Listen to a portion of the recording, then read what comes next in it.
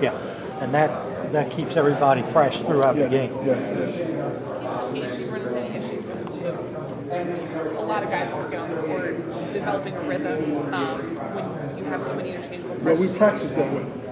We practice different groups of guys every day. They all play with each other. We don't have a problem with rhythm.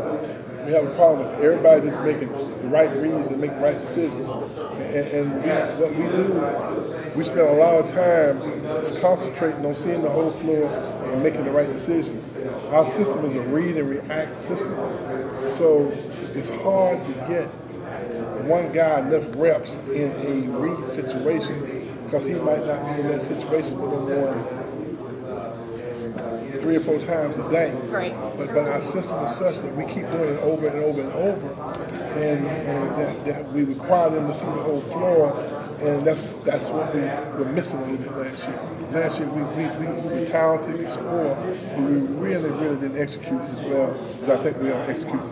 How important is it to have someone like Terrence or Chris that have had some time now in the system that can kind of take some of the new guys or maybe developing players as they are learning things and getting used to how it works? Well, we have 6 first-year players and 6 scholarship first-year players. But we have 3 players. We have 4 players that are only in their second year. So we have 10 players that are in the first or second year with us. However, our system, we're not very complicated. So these guys have been ingrained in what we do and who we are. They have a tremendous amount of confidence that we can execute what we are trying to accomplish, and we give them that kind of freedom. So that's why offensively, I think that we'll be fine. And the defensive end is where I think we got to become more consistent. The new players have more difficult time absorbing what we want them to do defensively and losing offense. How is the defense coming along? I think we're much more aggressive. Ike Obiago is a much better shot blocker than Ojo, better athlete. I think we're better on the ball than we were. We're going to miss Jonathan Isaac's ability to block shots, rebound, tough games. He's free throw shooter. But we are much better free throw shooters. We are much better three-point shooters. And we've been working our butts off trying to be a better executor. Imagine that with the lineup the way it might look, do you think probably space is a little bit better too, you think? Well, our spacing was pretty good last year, really. But I think that we wasn't forced to make the right reads all the time because Drain and X and Jonathan, those guys could go get buckets. When I went back and watched all my films, I was very disappointed in what I thought our inability to make good decisions, not because they were being selfish. I just didn't feel that we spent enough time reading, forcing them to see. Now it's all we've done from the spring, the summer, into the fall. That's been a point of emphasis along with our defense. And I feel more confident that I can play any combination of guys and not lose it. So you will play a variety of guys at the point this year instead of X playing much of the game. Well, last year we played C.J. Walker and Trent Forrest. They were my point guards. I played them together some, and we individually. They will share the playing time, but they also will be on the court together. They both is what I consider they're different kind of players. C.J. is more of a scoring point guard, and Trent Forrest is a big distributor who takes the ball more to the basket, so they complement each other. But our system is not a point guard driven team. The only time the point guard handles the ball is when one of my 7-footers rebound, or the ball, or when a basket is made. Other than that, everyone else comes on the dribble, and we initiate our offense for what kind of pass we make and what kind of cut we make. So everybody's playing off each other, so it doesn't require me to have the point guard bring the ball down and initiate the floor. And so we are a lot more effective that way, and we get our offense started a lot quicker. It's a lot more flexibility, plus anytime there's a live ball turnover or a defensive rebound, you've got several guys who can push the ball. But we won't recruit anybody who can't. Right. You know, that's who we are now. You know, we have evolved into making sure we bring guys in who can execute the system, as opposed to sometimes always having to tweak the system for the guys. We talked over the summer, and I'm paraphrasing here. It sounded like one of the things you were most concerned about, or thought was most important, is continue the buy-in that you had Yes. last year. Is that still a concern? Do you feel like you have it? That is not a concern of mine now. We just need to stay healthy. My biggest concern is my concern of the unknown.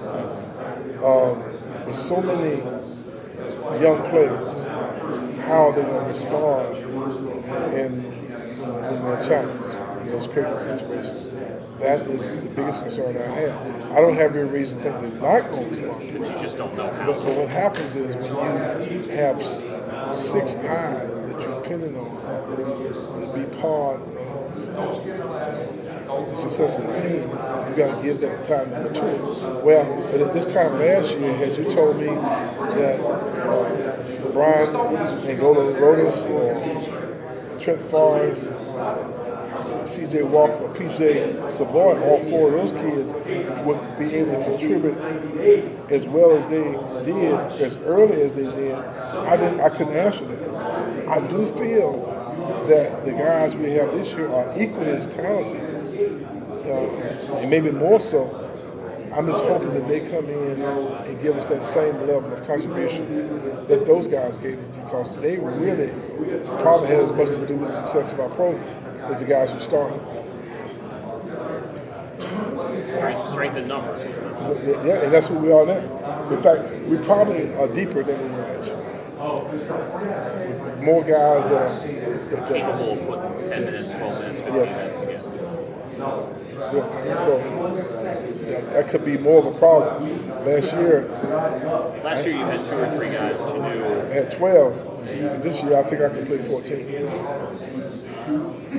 That's including one of the walk-ons who's a senior. So I think the quality of our depth is the strength of our team. Not very many people in our league will play that many people. Most of the time they're going to play their stars 35, 36 minutes. The way we play, the energy we play with, I'm not really sure many guys can play as hard as we have to play to be successful. I'm not really sure I have anybody on my team who play 36 minutes. Do you go into games saying, I'm going to sub 4 minutes in? Depends with this system. Depends on the level of condition of each individual. Some kids have they all have a certain biological clock that we learn. Some guys can go for long periods of time, and some guys can get fatigued and recover quicker. So you have to know your team, know your players. With this team, I don't quite have that handle yet. I guess kind of what I was getting at, when you have that much depth, do you think about almost having amounts of a line change at certain times of the game? Well, the way we play, you almost need to. You almost need to sub at about 4 minutes. To play the game the way it's supposed to be played, offensively and defense, running on offense, really being in the stance and playing hard on defense, it's hard to play more than 4.5, 5 minutes. And you don't have to stay out very long, but you need it. In 5 minutes, you need a blow, or you would have found places to rest during the course of the game. We're not beating anybody resting. We're not that talented.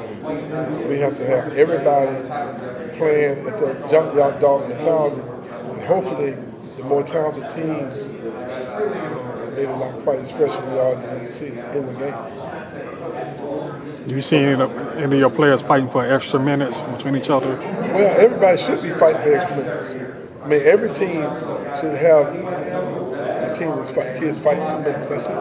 That's part of the competitive spirit of the nature of basketball. You have 13 kids on scholarship. They all should be fighting for playing time.